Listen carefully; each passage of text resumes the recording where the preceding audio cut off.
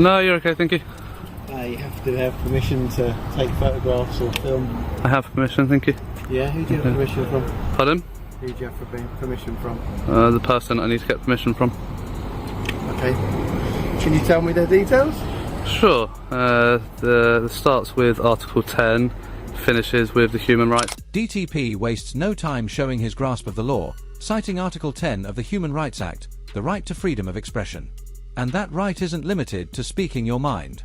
It also protects gathering and sharing information with others. In practice, that clearly includes filming in public. Recording isn't just permitted, it's a recognized way of exercising a fundamental right. This is exactly where civil liberties and public accountability collide. I'm on a publicly accessible area. No, we've seen all the signs that say... Yeah, beyond this point, and do you know what the other sign says? It's publicly accessible up to the reception, so this is actually part of the publicly accessible area. So if you want to follow your own signs, we'll follow your signs, and that's fine, and I'll stand here and carry on doing what I'm doing. Who are you? Me? Yeah. Don't want to tell you. Hey, exactly, there you go. You're going to try and give me orders, you don't even want to identify who you are. Come with me. No, I'm good. I'm good. You can go up. Every officer in the UK is bound by Pace Code A, which requires them to identify themselves whenever they exercise powers or issue directions. Failing to do so isn't just discourteous, it's a breach of protocol. And when that silence is paired with threats, the issue escalates. Refusing to identify doesn't just erode public trust, it fuels the very conditions of unchecked authority that have led to devastating failures in the past. Transparency in policing isn't optional. It's a safeguard for the public. In fact, because you don't want to give me details, I think you possibly pose a terrorist risk. Oh, is that right? Yeah. Is that right? If I seize that, then... You're going to seize this? Yeah. And then Why? At this stage, the officer threatens to seize a phone under terrorism powers, most likely citing Section 43 of the Terrorism Act. But here's the problem. Filming in a public space does not, on its own, establish grounds for such action. The law is explicit. Officers must hold reasonable suspicion of terrorism before invoking these powers. Without concrete evidence or behavior pointing in that direction, the threat is not only hollow, it may be unlawful. Might be doing something like terrorism. So, do you know the memo by the National Police Chiefs Council? So what I'll do, if I take that, and then I'll review that, and then if there's any... How about I show you the footage now? Okay. I've been here 5 minutes, alright? So I don't want you to see this, my only phone. Freedom of expression, freedom of the press. So then I think... Do you know what that means? What's that guy doing? Do you know the oath that you took to uphold your oath? So I think, what's that guy doing? That's a bit odd. So you're incriminating my right to silence and my right to privacy is what you're saying? I'm making sure that you're up to no good. You make sure that I'm up to no good? Yeah. You mean you make sure that I'm not up to no good? Yeah. Or you're trying to find something? You're trying to make sure that I'm up to no good, so you're trying to find anything that you can, because I didn't want to answer your questions. No. I'm making sure that you're here, so and you're not posing a threat to anyone. Okay. So hang on, stop. Okay. Right? So you're right. Those signs there says no access beyond the public. At this point, am I being detained? Hey? Am I detained at the moment? No. Okay, so I'm not detained. All right. Not at the minute. So you still haven't identified yourself. Seeing as you said you threatened to seize. No, identify yourself, because you threatened to seize my phone. So let's go through the identification, prove that you have the power to do so. Okay. Andy McDonald, 2249. Is that constable? Or is that sergeant? Constable. Constable. I want to know, so I know how to make a complaint. And you are? I'm Detective Constable Dodds. You're Detective Constable Dodds. I'm here with my colleague. Perfect. Because we've had... Have you got your warrant card with you? Yeah, thank please, you in your plain clothes. Can I see it, please?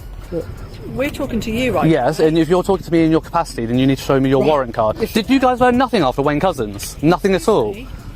No, because he's just threatened to seize my phone and accuse me of being a terrorist. No, I know, you put it on YouTube and it shows you access routes and all that lot. Take it to the court and they might decide... You really think that would go to the courts?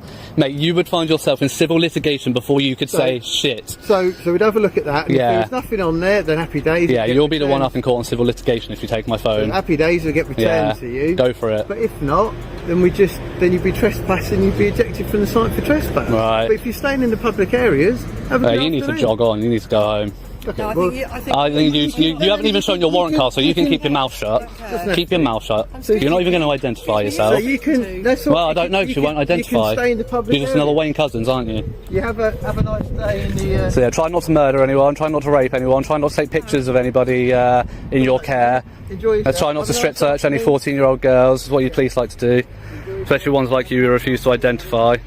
Oh, really? Yeah. Okay. You won't even show your warrant card. Taking pictures. It's alright, you're gonna get an IOPC complaint. Okay. That's fine. Trying to abuse Terrorism Act, considering there's a memo from the Chiefs Council. BC2249 McDonald. Yeah, I've got it all on camera. That's fine. And we can show them the footage. That's cool. Yeah, that's fine. I will show them footage. You're going to abuse your powers despite the memo. You got any ID? Pardon? You got any ID? Have you got any ID? Yeah. Thank you. It's very Can I kind of see you. yours then? Pardon? Have you got any ID to show me? Well, you first.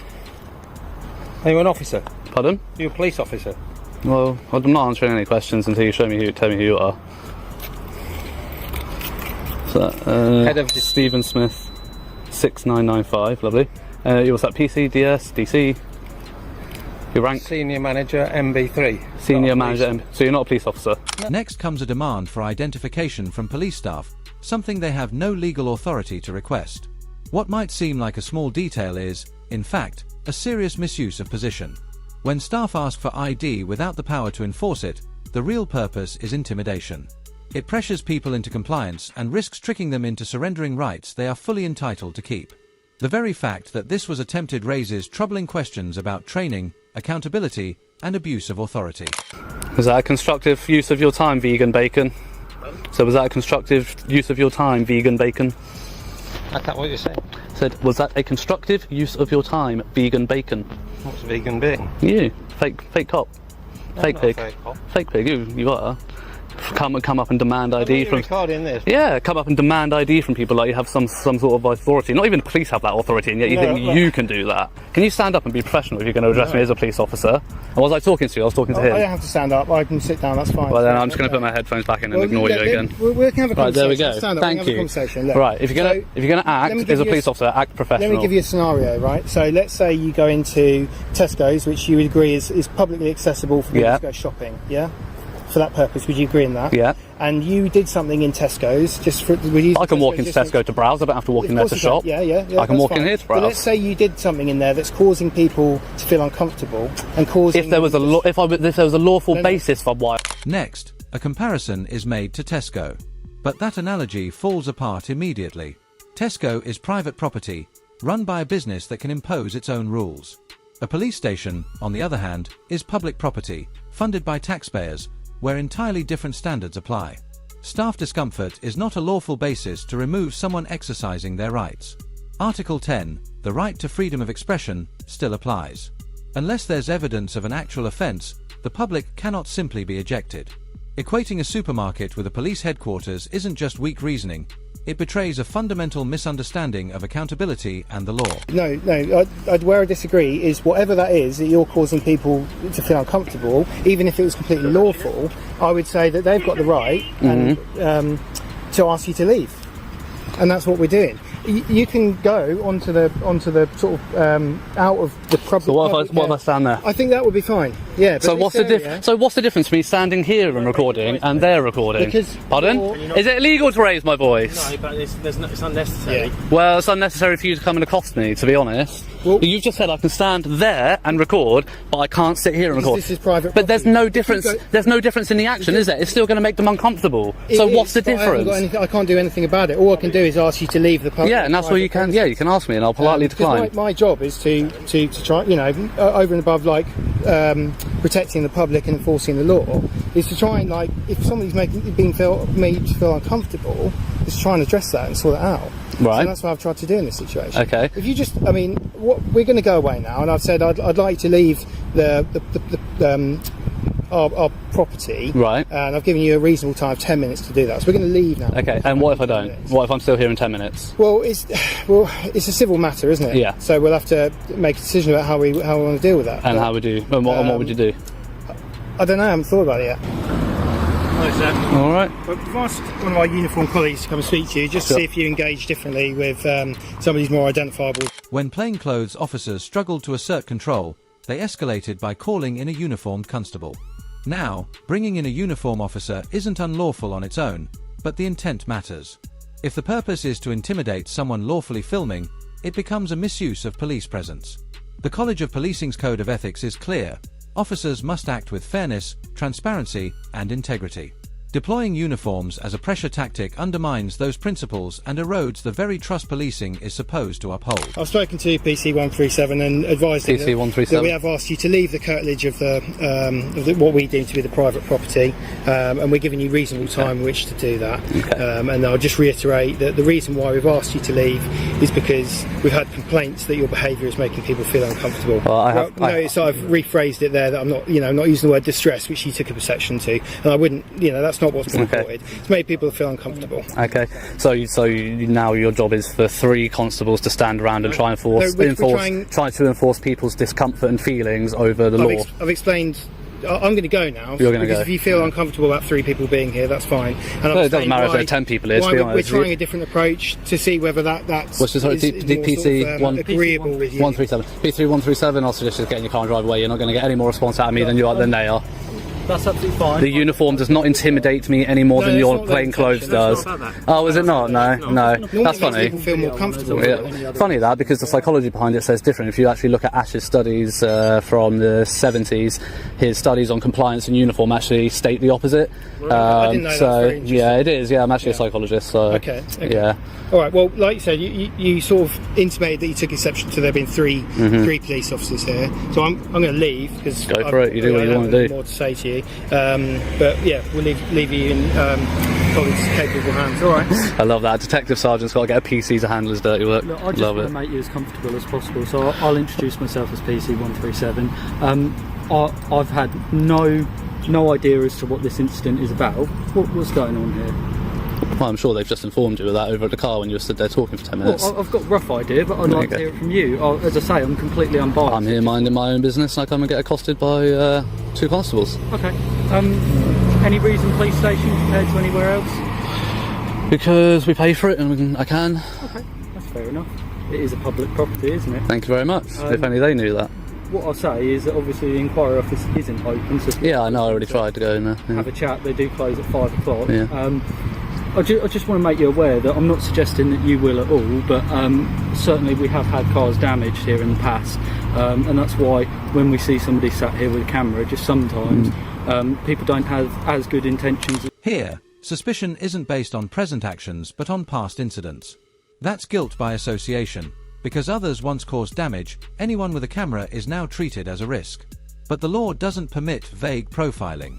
It demands specific, reasonable suspicion tied to the individual in front of the officer. Without that, it slips into harassment dressed up as authority.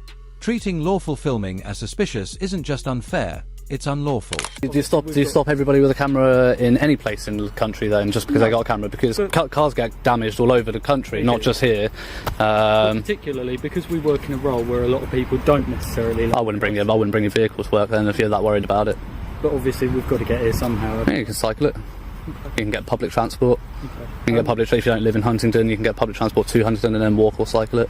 There are options. You know, if you're that uncomfortable and that concerned about your vehicles at your place of work because of the role that you do, and the mitigating factor is the fact that you know the risks of the role that you take when you sign up for the job. That onus is on you. Okay, that's fair enough. Simple as that. Do you have any further plans this evening? Is that something you want? Why, you want to take me for dinner? No, not at all. No? I'm just generally trying. I won't eat you out of house and home. Oh really? No. Just the Mackies will do me. No worries. Are you planning on being here long at all? As long as it takes. As long as it takes to what though? What is your intention? Finish my objectives. What is your objectives out of interest? Private. They might be private. I'm interested because you've definitely got obviously my interest right now. So I just want to know what your objectives are. Fair enough. And you're allowed to have those interests. Have you got friends coming to join with you with your objectives, or? I'm sorry, I've seen a bug go down my top. Oh. Sorry. You got any friends coming down to join you? Or anything? No, I don't have any friends. Billy no mates me. Oh, I know, it's sad, isn't it? You want to be my mate?